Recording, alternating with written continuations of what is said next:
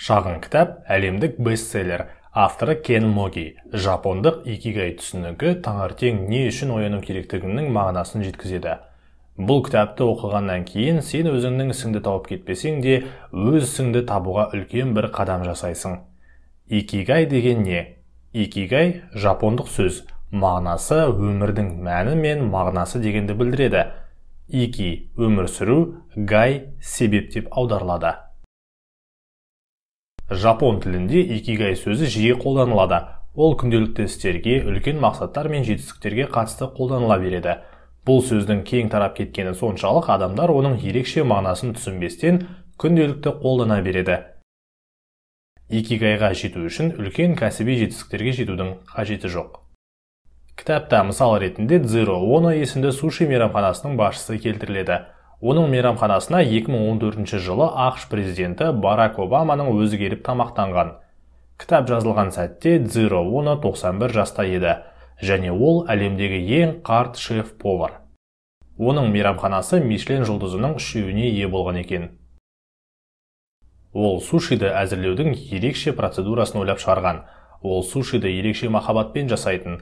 Оның мейрамханасында қайталанбас атмосфера бар. Әрине, бұл жетістіктердің барлығы талант пен еңбектің арқасы, бірақ ең бастысы Дзиро Онода икигай бар. Дзиро Оно үшін жетістік, атақ, Обаманы тамақтандыру, Мишлен жұлдызын алу икигайдың бір бөлігі болар, бірақ негізі емес. Оның икигайы келген қонағына сушиді беру, немесе таң нұрымен оянатын балғын балықтарды мейрамханаға алып келу. Оны бір сұхбатында суши әзірлеп жатып өліп кеткенін қалайтынын айтқан болатын.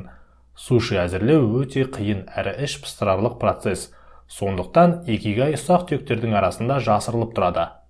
Таңның таза ауасы, кофе ішу, күннің нұрын сезіну, 8 аяқтың етін қайнату. Тек осылардың сұлулығын мойындайтын адам ғана бұларды бағалап ләззат ала алады. Икигай өміріңнің мақсатын көрсетеді, және сол мақсатқа жетуге күш береді. Икигайдың бірінші қағидасы шағыннан бастау. Дзиро Оно өзінің алғашқы мейрамханасын ашқан кезде ол әлемдік танымал мейрамхана жасаймын деген мақсат қоймады. Оны үшін мейрамхана күнкөріс қамы еді. Әрі қарай Ононың карьерасы жоғары көтеріліп кетті. Ол өзінің ішкі дауысын тыңдап, өнімін күнделікті жақсарта берді. Ол бизнесін шағын қадамдармен жақсартты. Суши әзірлейтін құралдарын жақсартты. Асықпай қадам-қадаммен күнделікті әрекет етті. Икигай тек саған ғана қуаныш сыйлап, өміріңе мән беретін нәрселерді тауып көре алу. Егер сенен басқа адамдар ол нәрседен қуаныш немесе мағына көрмесе, бұл нормально. Сен икигайыңды асықпай жасырын түрде баптасаң болады. Уақыт өте келе ол саған өз жемісін береді. Икигайдың екінші қағидасы өзіңді босату. Мағынасы мынандай: біз бір әрекетті істеген кезде ол үшін мақтау, мадақтау, ақша, қоғамның мойындауын күтіп істейміз. Икигай кезінде сен жасаған әрекетің үшін ешқандай мадақтау, ақшалай жауаптар күтпейсің. Сен жай ғана өзіңе ұнаған үшін қайтарымын күтпей әрекет етесің.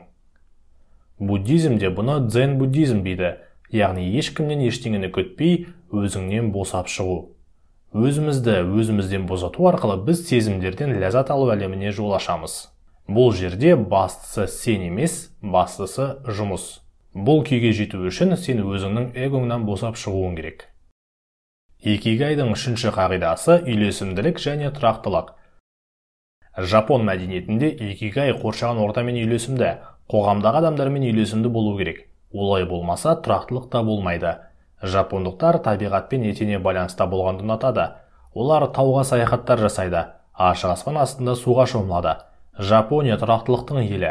Жапон қоғамында адам өз мақсатына жету жолындағы әрекеттері қоғамдағы өзге адамдарға әсері жайлы ұмытпау керек.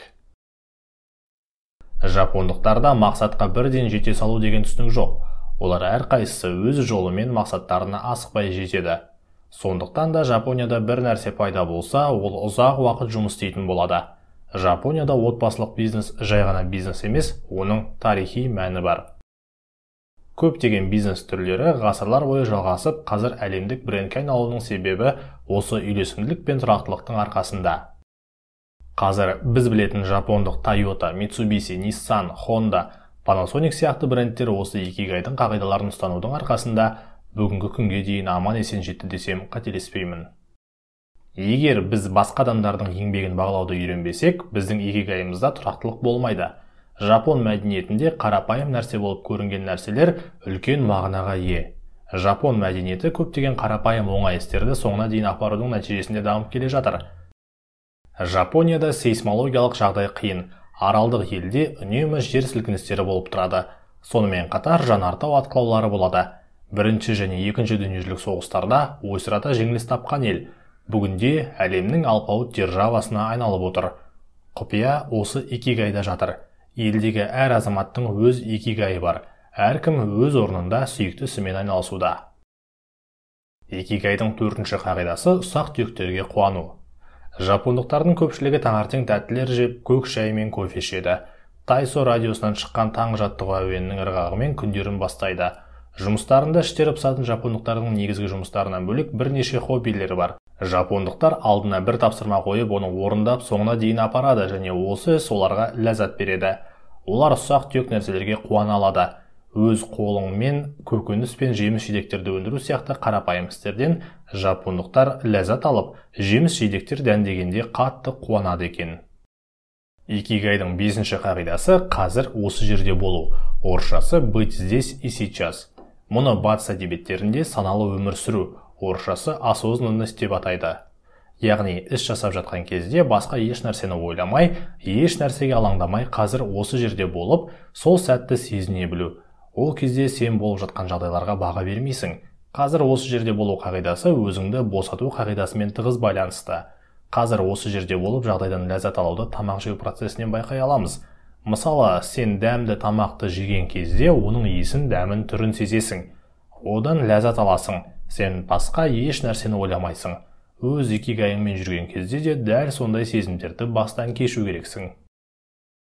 Бұл шығарылымды икигай жайлы кітаптағы мына ойлармен аяқтаймын.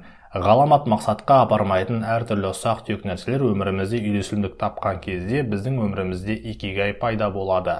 Икигай жай ғана біздің ішкі түйсігімізді мақұлдайды. Сондықтан өзгерістер өмір сияқты баяу және қарапайым болады. Бұл шығарылым ұнаса, каналға тіркеліп, лайк басып, видеоны достарыңмен бөлісе жүр. Келесі шығарылымда кездескенше.